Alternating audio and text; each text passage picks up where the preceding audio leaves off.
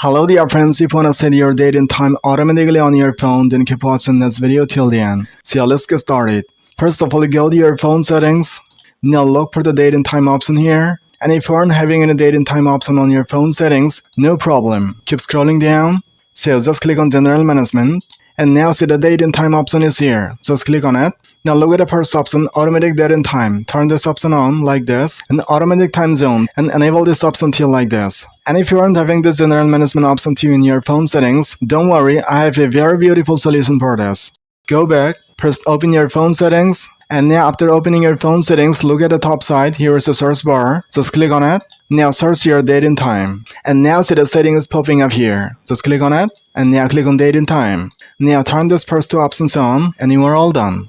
So this is how you can set your date and time automatically on your Android phone. That's it. And I hope this video will help you in setting your time and date automatically on your phone. So see you soon in the next video with another helpful content like this. Till then, thank you. Bye bye.